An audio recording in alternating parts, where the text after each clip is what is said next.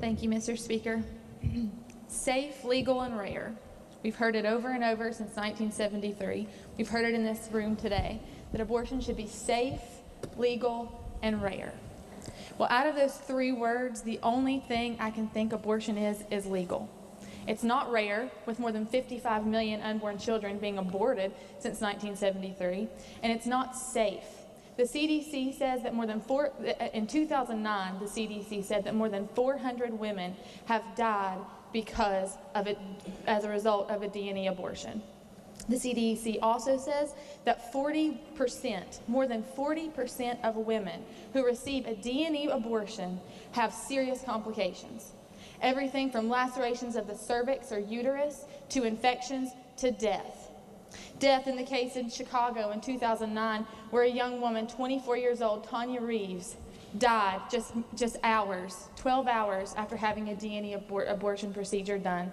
She bled to death because her uterus was perforated, because a D&E is a blind procedure.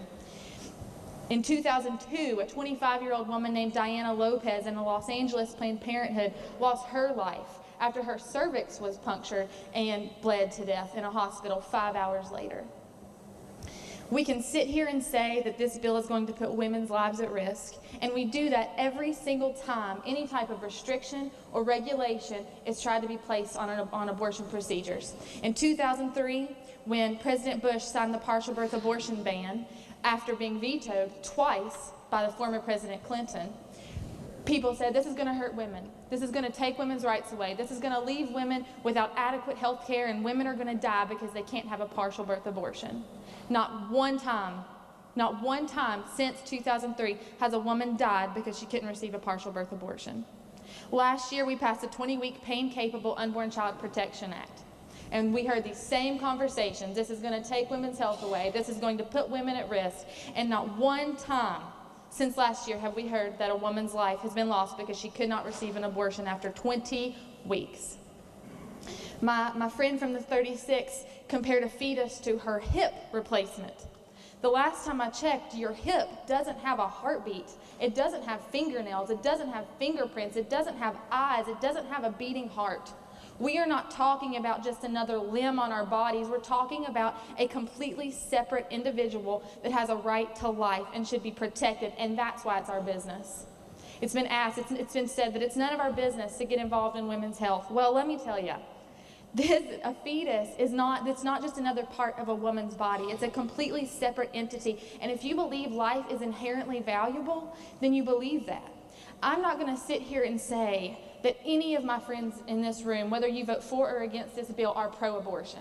I don't think anybody but abortionists are pro-abortion. We all value life in all of its stages.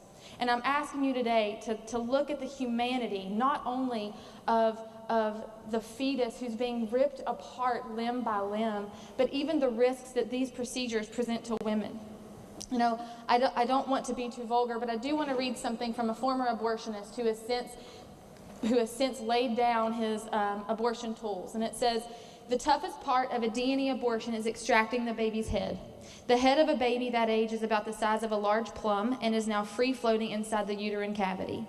You can be pretty sure you have a hold of it if the sofa clamp is spread apart about as far as your fingers will allow. You will know you have it right when you crush down on the clamp and see the white gelatinous material coming through the cervix. That was the baby's brains. You can then extract the skull pieces. Many times a little face will come out and stare back at you. Congratulations, you have just successfully performed a second trimester suction D&E abortion. You just affirmed her right to choose in less than 15 minutes. 15 minutes, that's all it takes to rip a baby apart, a baby with a heartbeat, a baby with fingerprints, a baby with its own completely separate own set of DNA. And so I'm asking you, Mr. Speaker, and members of this body, to think very hard about the decision that we're making. And I would urge a green vote on this bill.